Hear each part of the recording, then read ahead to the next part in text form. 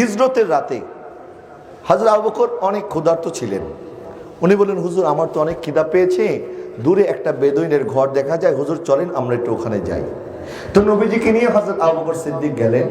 বললেন, আপনাদের ঘরে কি খাবারের মতো কিছু আছে? তো ওই ঘরের অধিবাসী যে ছিল উম্মে মাহবাদ এবং তার সন্তান দুইজন।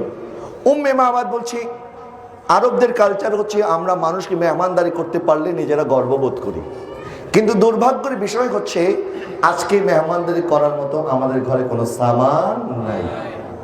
হযরত আবু বকর সিদ্দিক দেখলেন একটা ছাগল ওনাদের ঘরের সামনে বাঁধা আছে। তো বলে, এই ছাগলের মালিক কি আপনারা? বলে হ্যাঁ। বলে, এখান থেকে কি একটু দুধ দহন করা যাবে?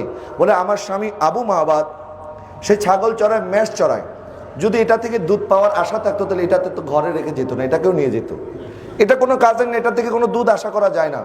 তো হযরত আবু বকর সিদ্দিক বলছে, আপনি যদি চান, আপনি যদি বলেন আমরা একটু চেষ্টা করে দেখতে পারি। উম্মে মাহবাদ বলছে, মনে হয় না চেষ্টা করলে কোনো লাভ হবে, আমার দয়াল নবী রাহমাতুল লিল আলামিনের হাত মোবারক ওই ছাগলের উপরে পড়তে দেরি হয়েছে, ওই শুকনা ছাগল সাথে সাথে পাটা মেলে দিল, তার থনের মধ্যে দুধ চলে আসলো এবং শুকনা শরীরের মধ্যে গোশত ভরপুর হয়ে গেল। এটা দেখে উম্মে মাহবাদ অবাক। নবীজি দুধ দহন করলেন, হযরত আবু বকর সিদ্দিক পান করলেন, নবীজি পান করলেন, উম্মে মাহবাদ পান করলো, তার সন্তান পান করলো। ঘরের মধ্যে যত কিছু আছে সব কিছু ভরপুর হয়ে গেছে। তা আমার নবী রাহমাতুল্লাহ আলামিন চলে গেলেন, কিন্তু ওই ঘরের মধ্যে আমার নবীর নূর তখন অবশিষ্ট রয়ে গেল। সুবহানাল্লাহ। নবী আগমন করেছেন, ওই ঘর আলোকিত হয়ে গেল। নবীজি দোয়া করে চলে গেলেন। সন্ধ্যাবেলা যখন আবু মাহবাদ এসেছে, আবু মাহবাদ এসে বলছে, আমাদের ঘর আজকে এত আলোকিত কেন লাগছে?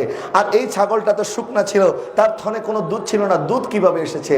তখন উম্মে মাহবাদ, উনি তো আর আমার নবীর নাম জানে না, আমার নবী সাল্লাল্লাহু আলাইহি ওয়াসাল্লামের নামও জিজ্ঞাসা করে নাই, বলে আমাদের বাড়িতে মোবারক এসেছিল। কে এসেছিল? মোবারক। উনি নিজে থেকে নাম দিলেন নবীজির নাম। কি নাম? তো বলেন, মোবারক দেখতে কেমন ছিল? মোবারক দেখতে কেমন ছিল? হযরত উম্মে মাহবাদ আমার নবীর এমন সুন্দর সিফাত করলেন যে এক পলক আমার নবীকে মাত্র দেখেছে। উনি বলছেন, আবহান নাস আজমালুহু মিন বাঈদিন ওয়া আহসানুহু মিন কারীবিন।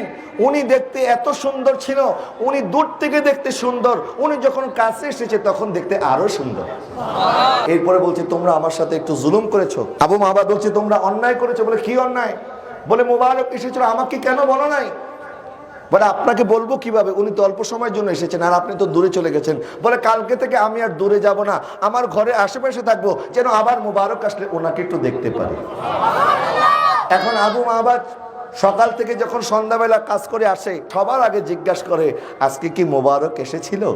এই যে উম্মে মাহবাদ যা বলেছেন, উম্মে মাহবাদের এই কথাগুলি আবু মাহবাদ বারবার শুনতে চাইতো, যে মোবারক এসেছিল, কি করেছিল, কি বলেছিল, ওই নবীর কথা একটু বলো না, একটু শুনি না, শুনলে মনটা খুব ভালো লাগে। তো একবার উম্মে মাহবাদের সন্তান সে মদিনাতুল মুনাওয়ারে গেল, যাওয়ার পরে দেখলেন হযরত আবু বকর সিদ্দিক রাদিয়াল্লাহু তাআলা আনহুকে। উম্মে মাহবাদের সন্তান যখন আবু বকর সিদ্দিক রাদিয়াল্লাহু তাআলা আনহুকে দেখলেন, দৌড় দিয়ে ঘরে চলে গেলেন এবং বললেন, আমি ওই ব্যক্তিকে দেখেছি যিনি মোবারকের সাথে ছিল।